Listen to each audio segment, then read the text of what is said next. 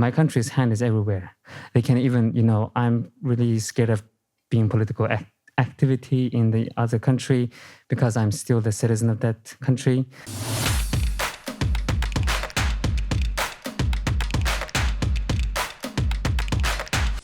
I'm a minority in China, and I've been there. I lived and I born there for 16 years. And then I do have a very, very rich experiment on living under the socialism or communism. And I came to the United States in 2016. And until now, I'm kind of more involved in politics, and my major is politics. I'm the Uyghur minority in China. And hopefully everyone knows what's going on with my race, ethnicity. So when I came to this country, and I have seen the young people and all this, because China have experienced 10 years of Cultural Revolution, and I know what they are up to because the communist stuff. So kind of seeing those young students are very kind of, some people like very proud of themselves to be a liberal. And then like, they don't really know what they're up to, but they just, when they see me as conservative, they were like, you're a minority, why would you do that? I was like, because I come from the country that it make me had a lot.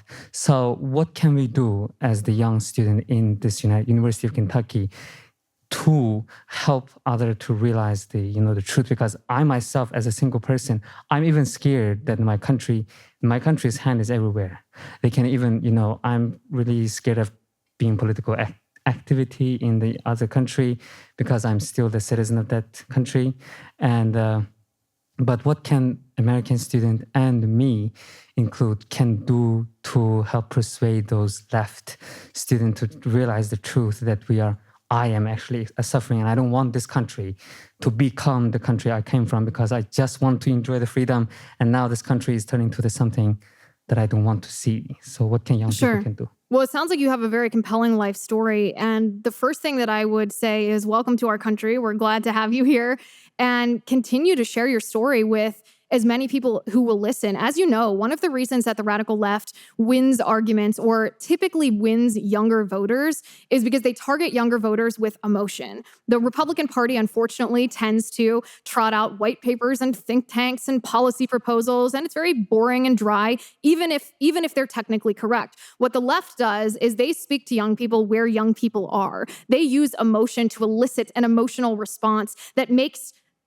young people want, just based on their feeling, to support the Democrat Party or to feel like they're progressive. But what you can do is you have an actual personal story that's relatable and compelling and important to tell to young people. And the emotion is not emotional manipulation. The emotion is real because your story is real. So I would encourage you to share it with every person that you possibly can, and also to pose questions. What I do when I'm talking directly to a leftist trying to change their mind is I try to hold back all of the data that I have, try to resist the data dump, if you will, because that's always my inclination, is to be like, I have 1,000 reasons why you're wrong. And one of the things I do is I try to hold all that back and just ask one question, which will point out the inconsistency of their viewpoint. So, for example, a question that you could ask would be, okay, well, in communist China, what happened when they tried to transition into a socialist communist nation is, 40, 50 million people were either killed or died of starvation. Why would the United States be different if we ushered socialism in here? And then allow them to answer that question, because of course the answer is there's no limiting principle on socialism and communism. What happened there would certainly happen here if we adopted similar policies. And by asking those eye-opening questions, you might be able to plant that seed in your fellow students' minds to see the truth. And at the same time, you can ask the same kind of questions about progressive policies. You can say, well, the left claims that they're for minorities, but what do they do for minorities? Is their defund the police movement helping Black citizens in Black neighborhoods, or is it hurting Black citizens in Black neighborhoods, since Black Americans are the most likely to be victims of violent crime? So you can pose these questions that you know the answer to, that are sort of closed window questions that really might help open their eyes along with your story.